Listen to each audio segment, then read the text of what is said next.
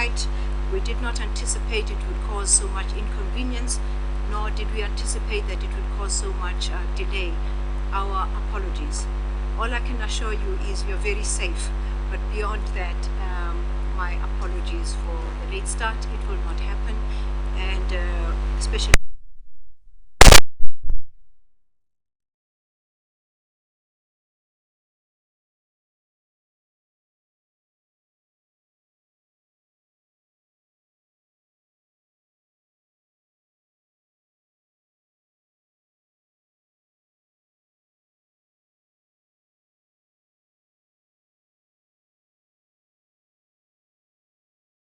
Sanjo of the Federal Republic of Nigeria, the former Minister of Foreign Affairs from Zimbabwe, Honorable Ministers of the region, Your Excellency Comrade Mohammed Salek, Minister of Foreign Affairs from the Saharawi Republic, representatives of former liberation movements, and most of them have been expressed by the protocol officer and program director, but I want to emphasize that we have here Polisario, we have SWAPO, we have Frelimo, we have MPLA, we have ZANU-PF, we have ANC, we've got SACP, COSATU, Timois, we have Accord and OSISA, and a number of others that have already been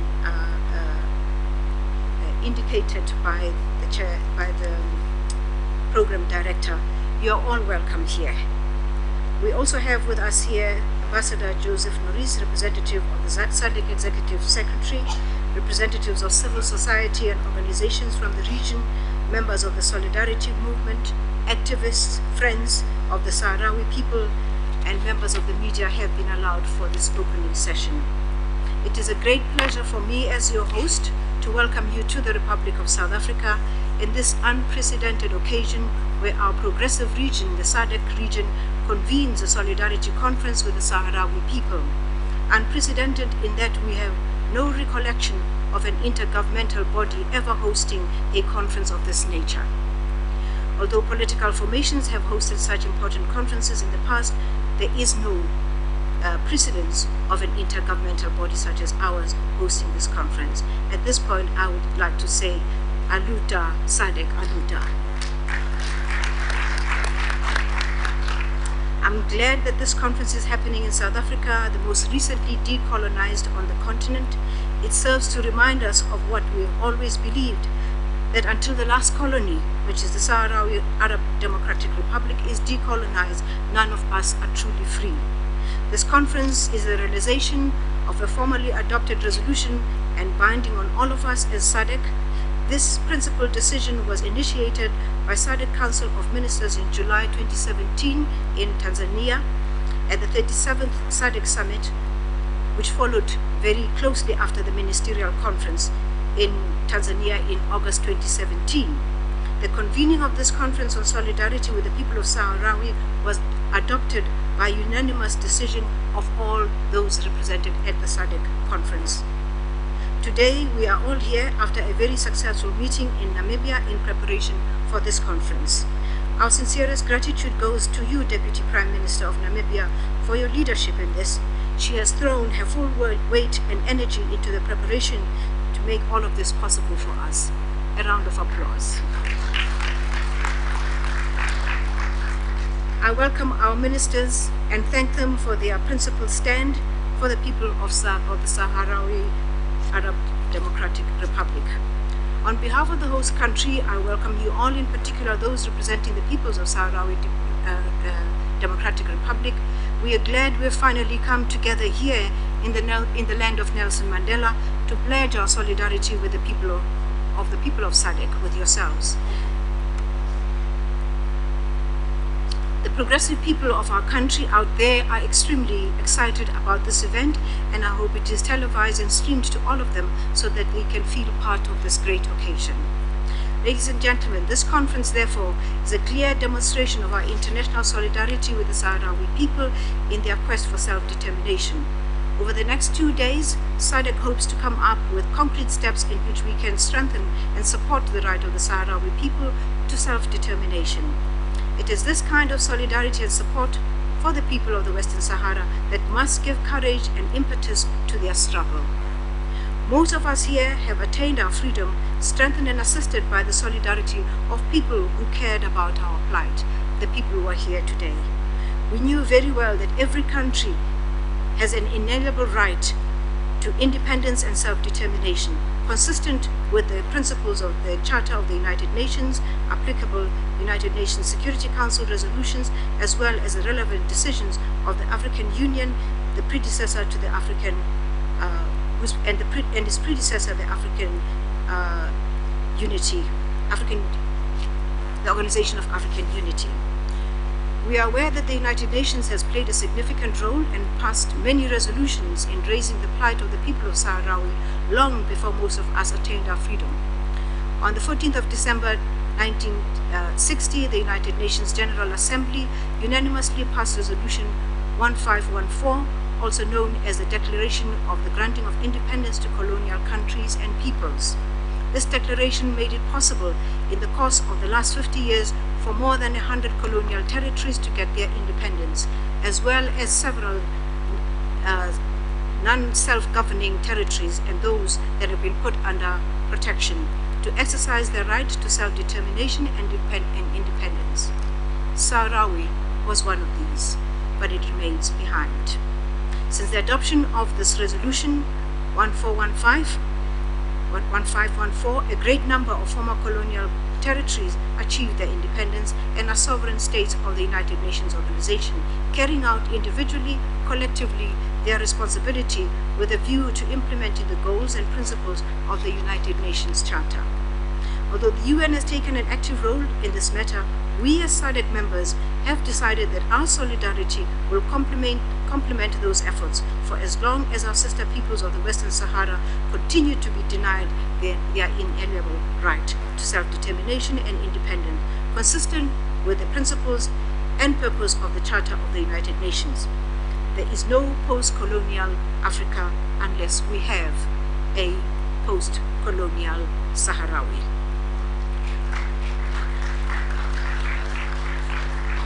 We are now free as Africa, and we would like to be free together with Sahrawi. We are here to ensure that indeed we have a post-colonial Africa in all our states, because it is incorrect to repeat the regular reference in our subcontinent and calling us a post-colonial continent. We are not, until the people of Sahrawi are free. Ladies and gentlemen, we're here for a just cause, and we note with sadness that the people of Sahrawi are still fighting for their rights. I hope that you have all seen the flighted pictures of the state of the people of Sahrawi. We are here to make sure that the people of Sahrawi have their right to determine their own future.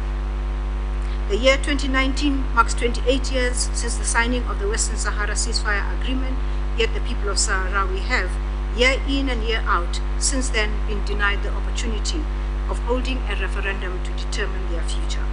The Sahrawi people are not asking for something that is impossible, but a right to self-determination that we all exercise, so that they can take responsibility for their own destiny. They do so because they have a right to it like any other nation in the world, a right that has been recognized in terms of international law since 1975, when the International Court of Justice provided an advisory note in which it did not recognize Morocco's claim to the land. Since then, there has been a myriad of international resolutions and court judgments that have recognized the Sahrawi people's rights to self-determination. The time has come to allow them to exercise their legitimate right to self-determination. And therefore, ladies and gentlemen, this is what we are here to do, to assist them to take that last step and declare all of us a post-colonial continent. I thank you all for the time that you've given us to host you, and we hope that the conference will be a success. And we thank the ministerial team that met in Namibia to make sure that this will be a success. I wish you a successful deliberation, all of you, and I wish that this conference provides concrete support to the people of Sahrawi. Let them leave this conference with a lighter burden and the knowledge that all of us here are behind them. I thank you all for your attention.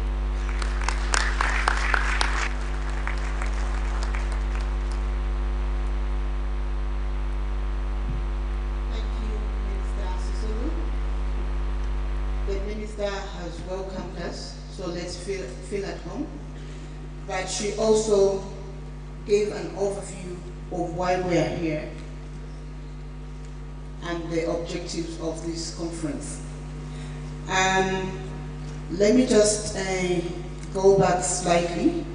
In my introduction of the civil society organization that are here, I think I omitted the CISSA, which stands for the Committee of Intelligence and Security Services for Africa.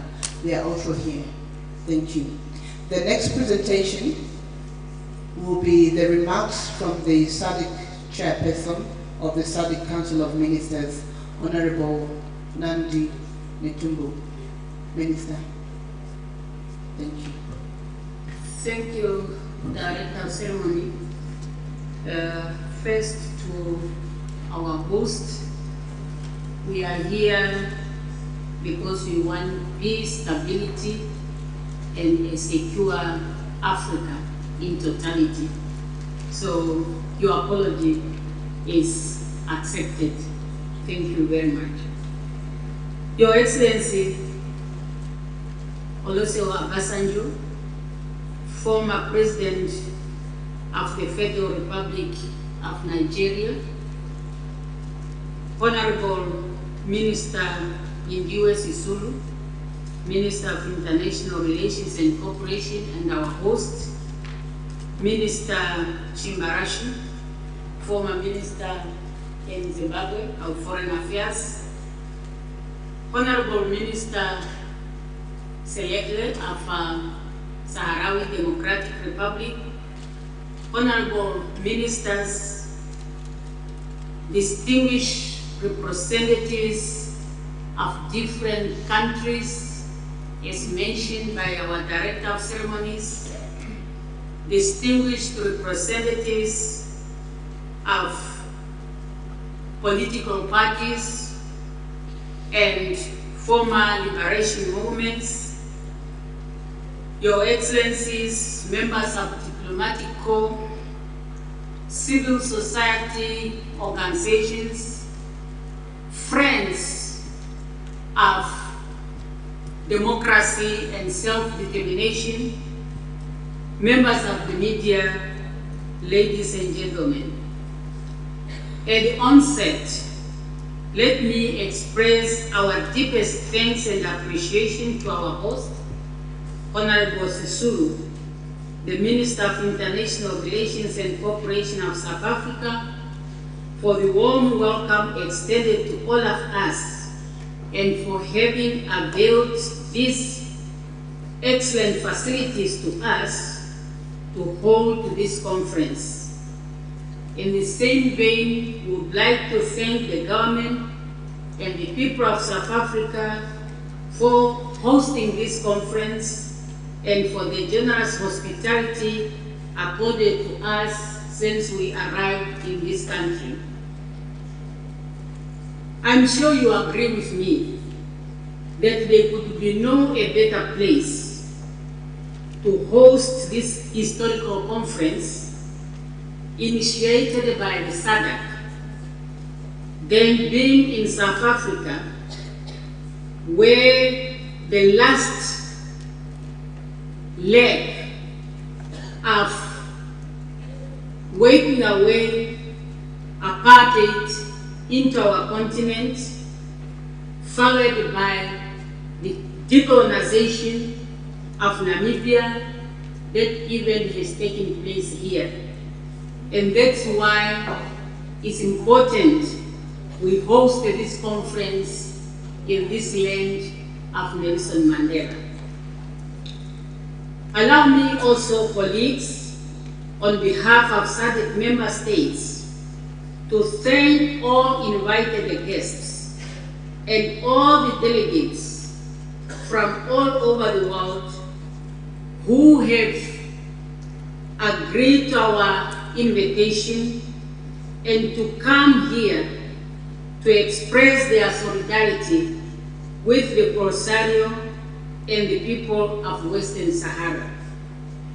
As a child and product of the national liberation struggle, I can only say with confidence that it's such solidarity that sustained us during our protracted struggle.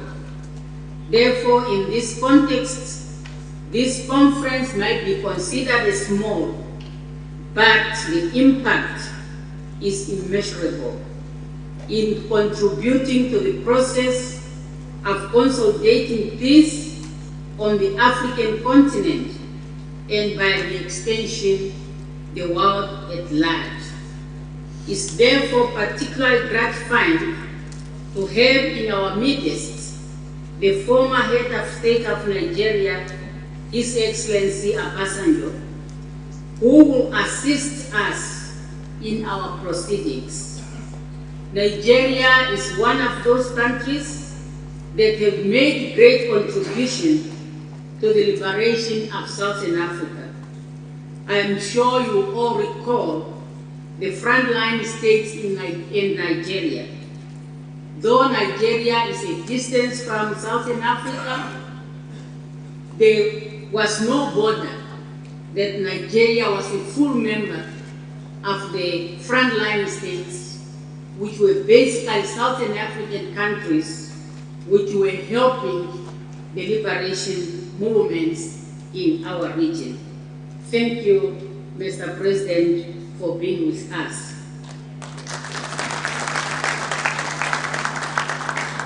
I'm equally delighted by the attendance, which is a testimony of our unity on our common goal, which is the call for the right to freedom and self-determination of the people of Western Sahara, as per various resolutions of the AU and the UN, which our host has elaborated, and I need not to repeat what she has said.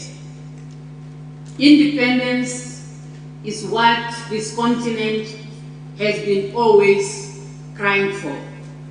And for us in Southern Africa, I must say this conference is taking place against the background when a day before yesterday, namely on the 23rd March, heads of states gathered at a place in Angola called the Quito Carnival, where the decisive battle that finally brought the apartheid regime to its knees has taken place.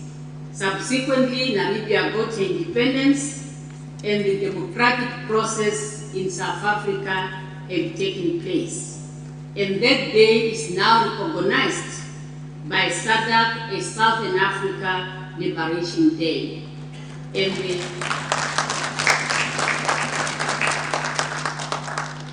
there is no doubt that we were able to decolonize our region and abolish apartheid because of the solidarity, international solidarity, that we have received unreservedly from all corners of the world. And it is this which has led to the SADC member states to continue expressing its solidarity with the colonized people of Western Sahara, as we know that international solidarity does work as it has worked for us. You have sacrificed for us, and this is the time for us also to make sure that together we help the people of Western Sahara to exercise their inalienable rights to self-determination. And the only thing we are calling for is the implementation of relevant resolutions of the UN, whereby the people of Western Sahara will be given the chance to determine their own future.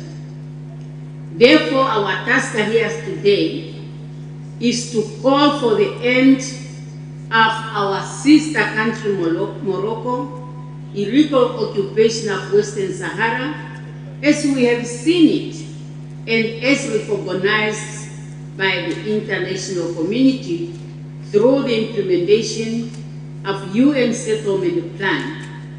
As a continent, we should not talk of illegal occupation in this century, having defeated all the colonial powers.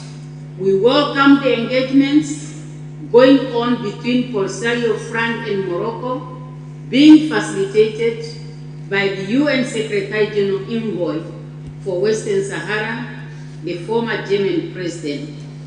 Through this diplomatic engagement, these diplomatic engagements are very important, and we call on both parties to take them very serious.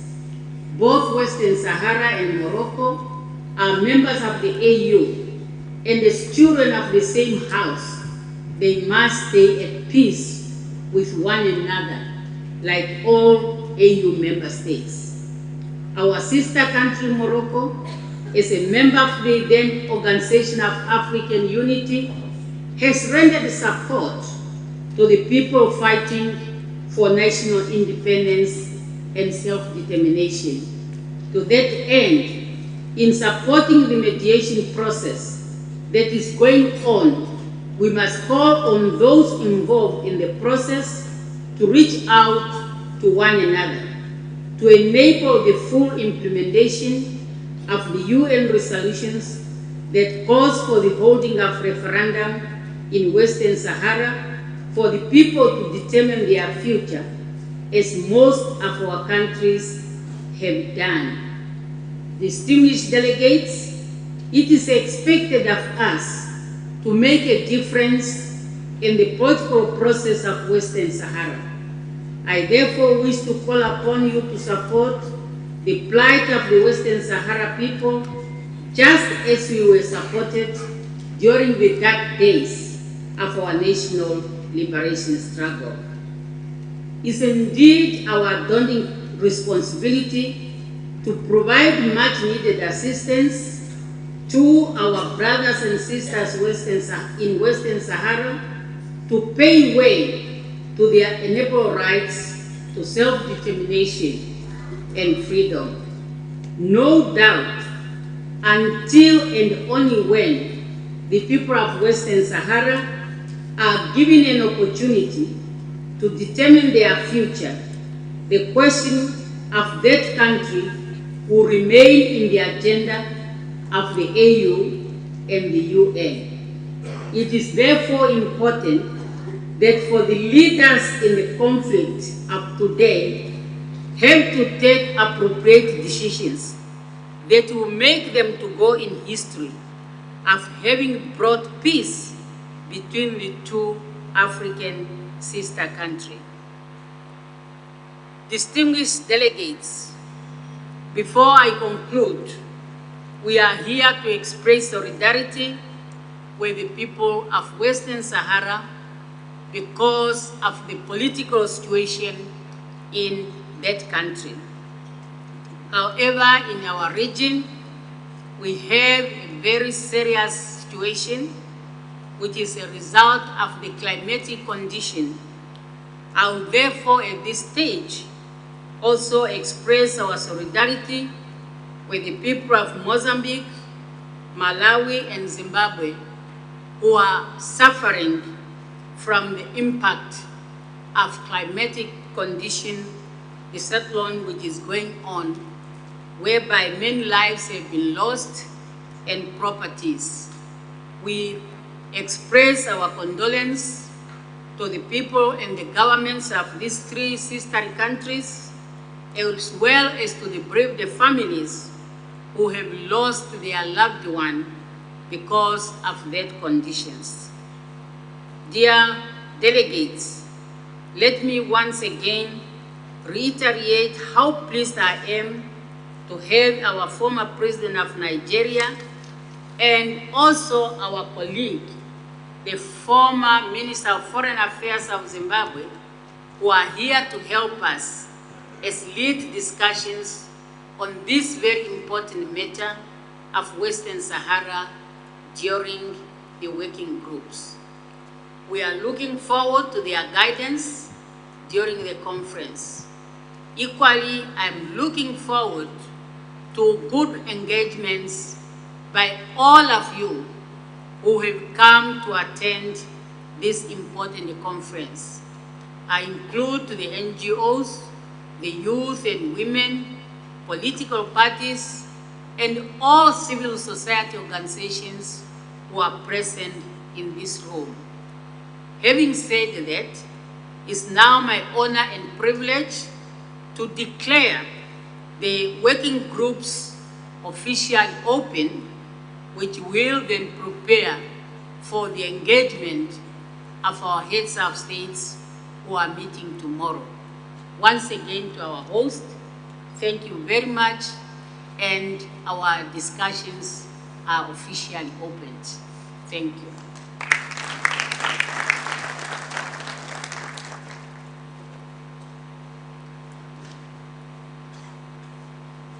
Thank you, Honorable Nandi Daitra, SADC Chairperson. The Chairperson emphasized that we are here for a noble cause.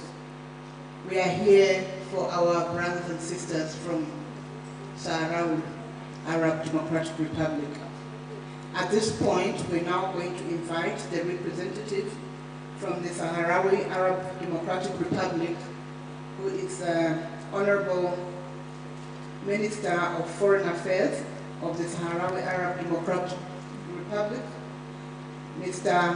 Mohammed Saleh, to come and give us some remarks, which will be followed by a video highlighting the situation of the people of Saharawi.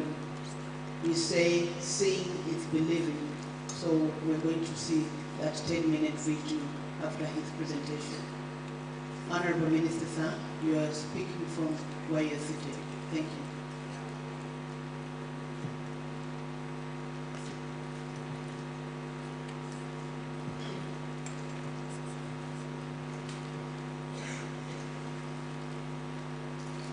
Merci, Madame la Présidente. Madame la Présidente, permettez-moi, pourrais-je parler en français?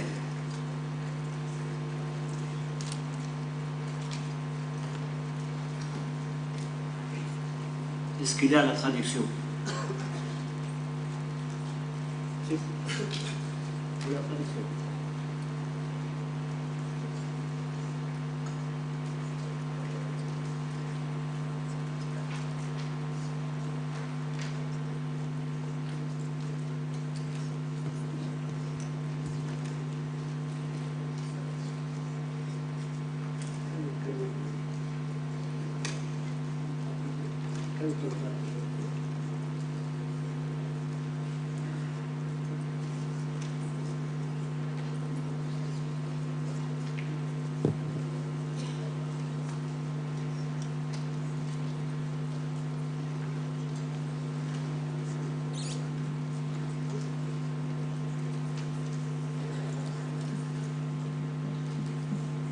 Is okay?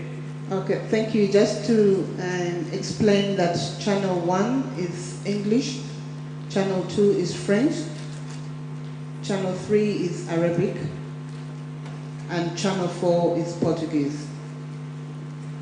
Thank you.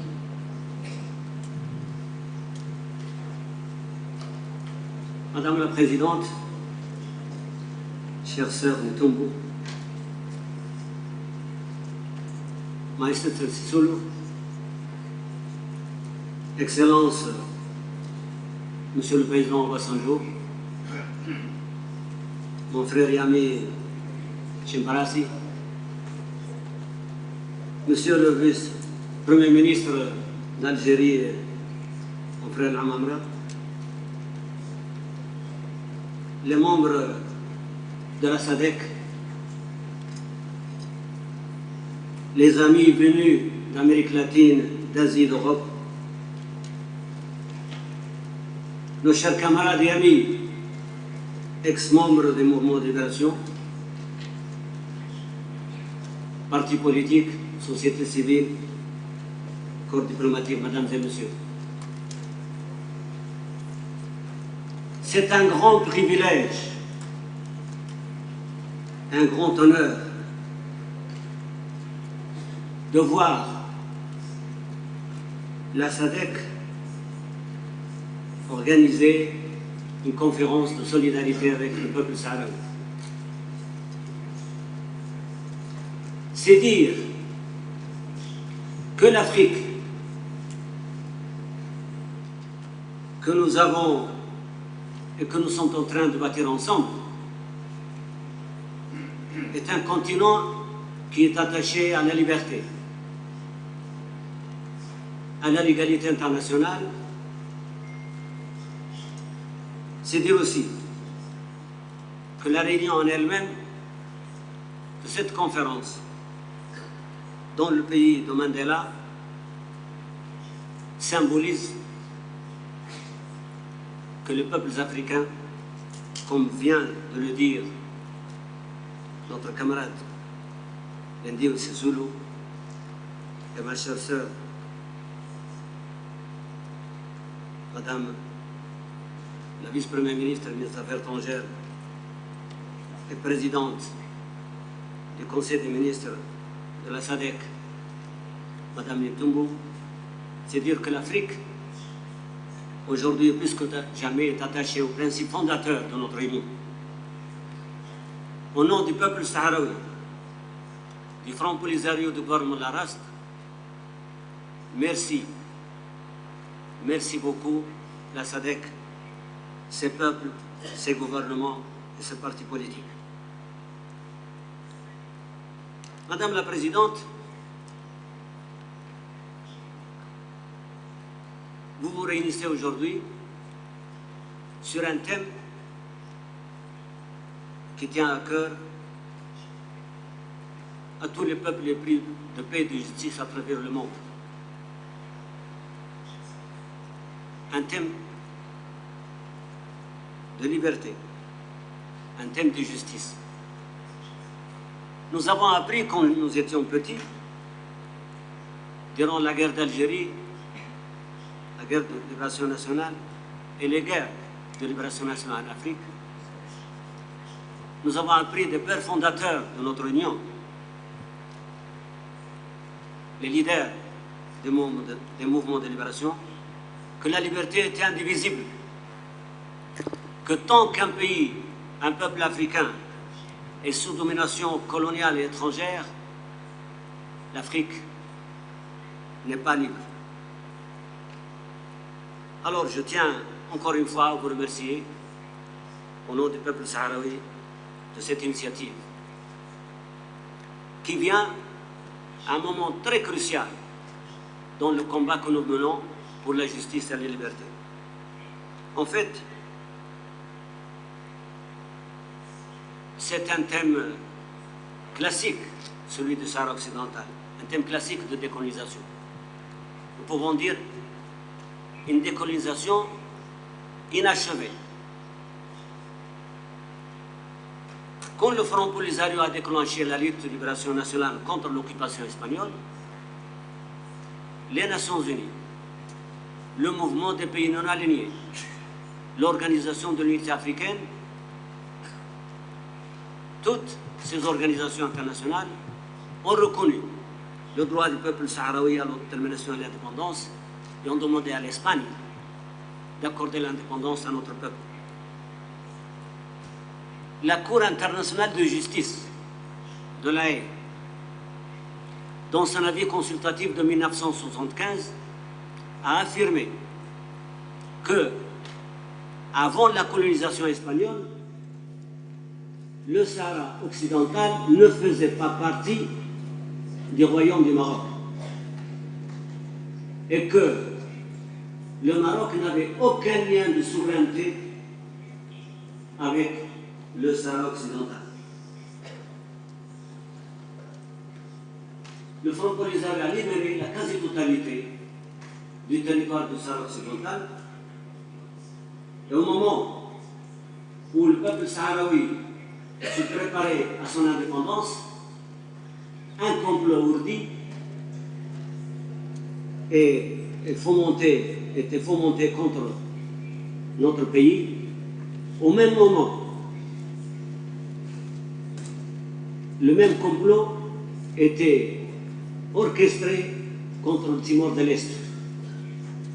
Octobre 1975. Le Maroc envahissait le Sahara occidental et l'Indonésie envahissait Timor de l'Est. Un des dirigeants historiques de Timor est avec nous dans cette salle. Je salue notre ami et frère Roque, qui est ici parmi nous. C'est grâce au soutien de la communauté internationale que Timor de l'Est a obtenu son indépendance. Et la lutte du peuple timorais, grâce à vous tous. Je me rappelle de l'Angola et de Mozambique, quand plusieurs pays de l'Afrique australe étaient encore sous domination coloniale. Je me rappelle du Nigeria et de l'Algérie, de la Tanzanie et de la Zambie et de beaucoup d'autres pays de l'Afrique australe et de l'Afrique en général qui ont soutenu le combat de Timor de l'Est pour l'indépendance.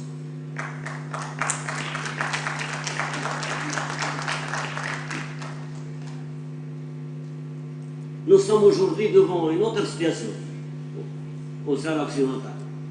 Ce n'est pas le colonialisme européen qui était battu militairement et diplomatiquement par le Front Polisario et le peuple sahraoui.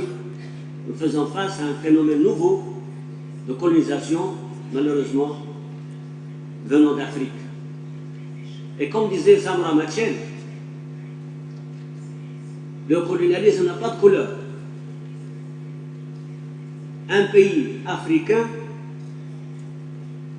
faisant fi de toutes les décisions et résolutions des Nations Unies, de l'Organisation de l'Unité africaine et de l'avis consultatif de la Cour de justice de la Haye, envahit notre pays et occupe jusqu'à maintenant une partie de son territoire. Vous savez la suite. Après 16 années de guerre, l'armée marocaine était battue. Le Maroc a accepté de négocier. C'est sous les auspices de l'Organisation de l'Unité africaine et le président Obasanjo est parmi nous, parce qu'il faisait partie du groupe des chefs d'État, le comité des chefs d'État appelé comité des sages, qui ont négocié la paix entre nous et le Maroc. C'est grâce à lui, au président Nyerere, il y a plus de présidents qui ont formé le comité ad hoc, que finalement, à Nairobi, au Kenya, sous les auspices du président Arap Moi, que le comité de mise en œuvre est arrivé à la résolution, finalement, une année après, en 1983, la résolution 104, qui est le plan qui a constitué le plan de règlement, la base du plan de règlement de 1991. Finalement, le Maroc, sous la direction de Hassan II, a accepté d'y aller avec nous au référendum. Le référendum qui était exigé par l'OUA et les Nations Unies depuis déjà les années 60. Ce référendum qui devait se dérouler en 1992 ne s'est pas tenu jusqu'à maintenant. Si l'Afrique du Sud, durant l'apartheid, a pu bloquer le référendum en Namibie, après l'adoption en 1993 78 de la résolution 345 par le Conseil de sécurité sur la Namibie, l'Afrique du Sud, s'il a pu bloquer le référendum pendant 12 ans, le Maroc, avec la complicité d'un pays membre permanent du Conseil de sécurité, a bloqué ce référendum depuis 27 ans. C'est pour vous dire quelle est la frustration aujourd'hui des jeunes et du peuple sahraoui de voir la communauté internationale appliquant la politique ou poursuivant la politique de deux poids, deux mesures. D'un côté, on voit les interventions étrangères, y compris des interventions militaires, pour soi-disant imposer la démocratie et les droits de l'homme, alors que, dans le cas, un cas très clair de décolonisation, on refuse au peuple sahraoui jusqu'à maintenant, on refuse à la République sahraoui jusqu'à maintenant d'exercer ce droit à la libre détermination. Le référendum, n'est-ce pas, est une solution politique et démocratique. Pourquoi refuse-t-on alors que le peuple sahraoui vote, alors que partout en Afrique, il y a des pressions de certains pays extra-africains pour qu'il y ait démocratie, transparence, respect des droits de l'homme, alors qu'on refuse en même temps au Conseil de sécurité de donner un mandat pour le respect des droits de l'homme dans les territoires occupés aujourd'hui de notre pays, où violation, torture, disparition continuent à être le pain quotidien des Sahraouis. L'Union africaine vient de créer un mécanisme lors du sommet de Nouakchott. Nous croyons qu'il est temps que l'Union africaine assume ses responsabilités devant la violation flagrante d'un pays membre, le Maroc devenant membre depuis 2017, le respect des dispositions et objectifs, des principes et objectifs contenus dans l'acte constitutif de notre Union. Le Maroc transgresse les frontières d'un pays membre, la République sahraoui. Peut-on accepter aujourd'hui, au XXIe siècle, qu'un pays africain occupe le territoire d'un autre pays africain? Ce précédent très grave peut être de conséquences désastreuses pour tout le continent si les pères fondateurs de notre organisation continentale ont, depuis le début,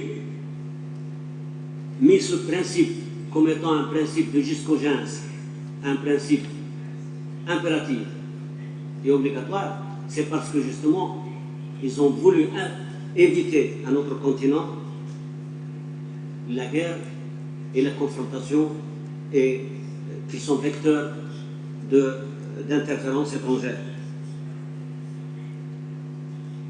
Alors, à partir du pays de Mandela, la contribution de la SADC pour la paix et pour la liberté du peuple sahraoui est très importante.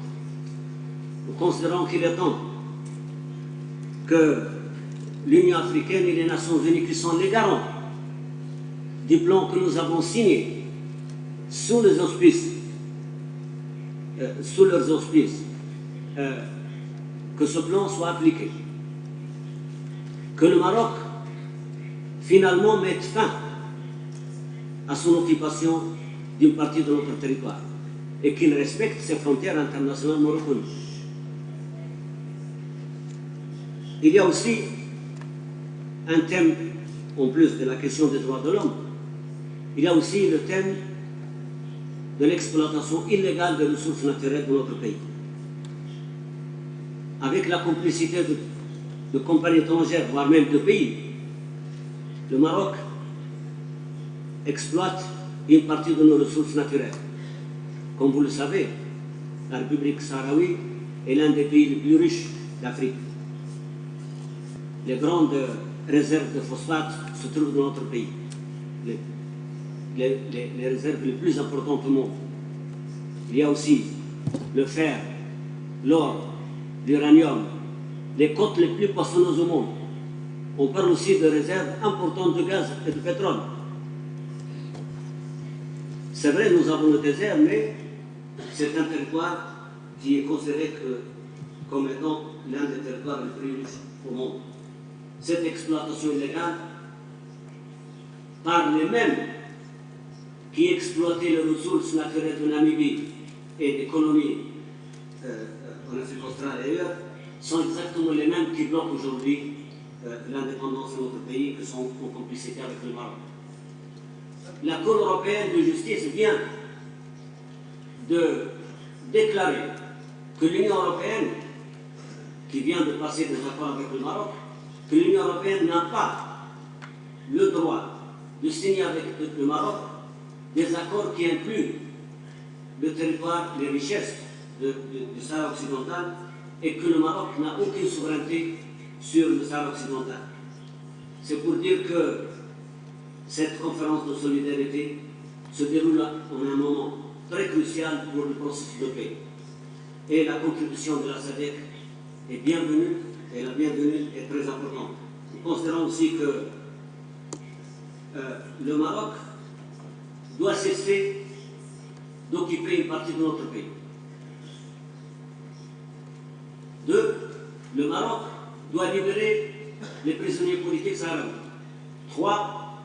Le Maroc doit cesser l'exploitation de notre territoire, des ressources de notre pays.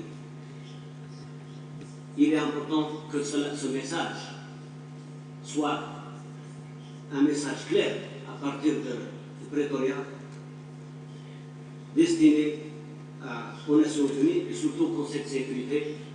Il y a un membre permanent du Conseil de sécurité qui bloque ce processus de notre pays. Encore une fois, je tiens, au nom du peuple sahraoui et de son gouvernement, à vous remercier de votre initiative, qui est une initiative historique, qui démontre que l'Afrique est unie autour de ses principes fondateurs. Je vous remercie, Madame la Présidente.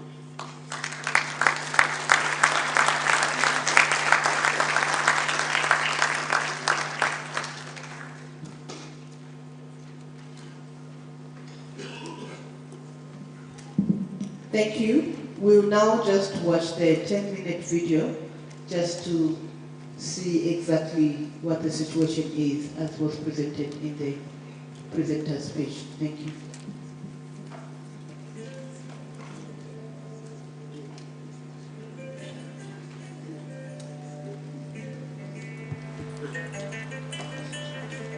The Saharawi Arab Democratic Republic considers the African Union a supreme and consolidated goal in its constitution, as well as tries to spread peace and security through international relations based on cooperation, mutual respect, achieving development and gender equality.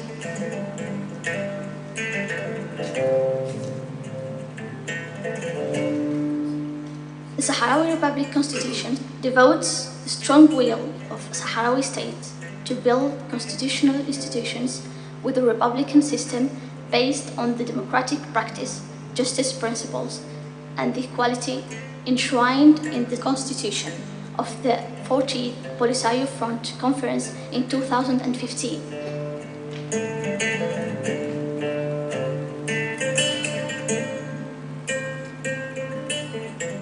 The Sahrawi Arab Democratic Republic follows a semi-presidential system according to the Constitution requirements since the formation of the first Sahrawi government through a statement by then Provisional National Council on the 4th March 1976 in the Liberated Gala.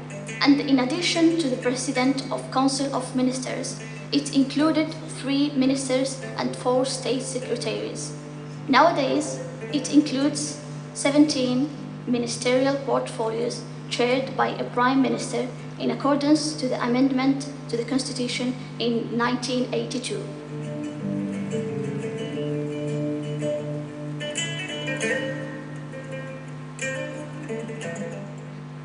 Sahrawi National Council was constituted on 28 February 1975 as an advisory legislative authority, and since 1995 it advanced to become a legislative and regulatory organism, which annually ratifies a national program binding for the government in fields where youth employment programs tackle the employment and ensure social services in the education and health field is a priority for the executive board, as well as the parliamentary diplomacy involving children, since there is a child parliament along with the rest of the social sectors.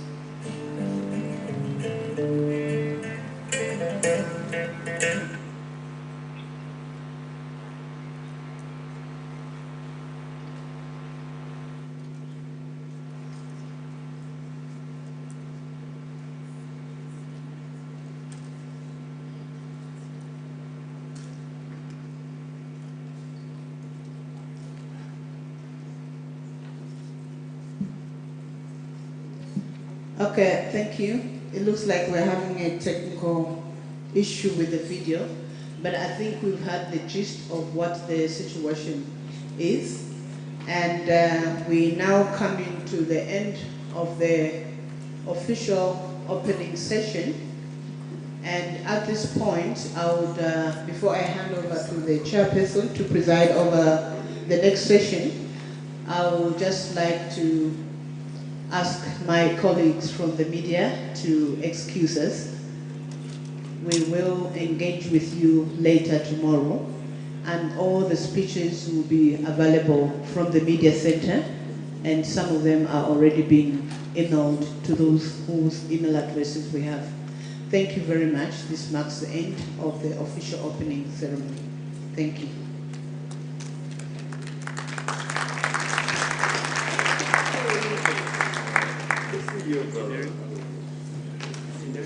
IT, if we could just have a bit of music as the media is excusing themselves. Thank you.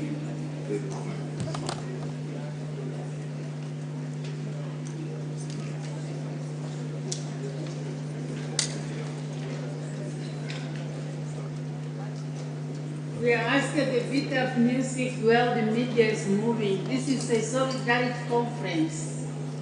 Solidarity forever. Solidarity forever. Solidarity forever.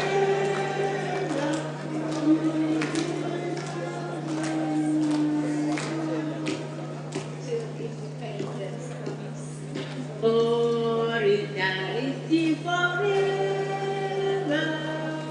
Solidarity forever.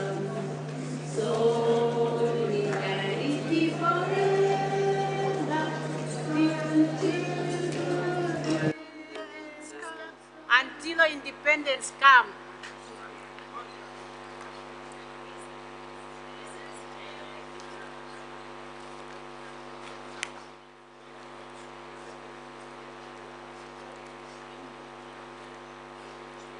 I believe the media is moved out. We can kindly delegates take our seats so that we can move to the next stage of our conference. And the next stage of the conference, as you have noted, we have two working groups, but they are not going to work parallel. We decided that we all participate in the working groups. So before we broke for lunch, we are going to working group 1. And the working group 1, which is going to consider the role of the international community in ensuring the implementation of the UN resolution and AU decisions on Western Sahara. Are we listening to each other? There at the back, we have come for a solidarity conference. Can you please take your seats?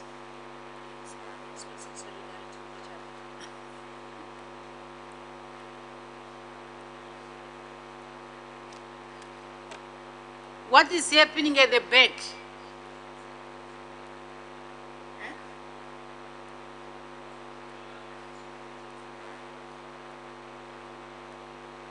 All delegates are expected to attend this working group. So the topic which I was just reading, it continues including strengthening measures against the exploitation of the natural resources of Western Sahara. We have listened to the Minister of Foreign Affairs of Western Sahara that there are two issues here. Is the issue of ending occupation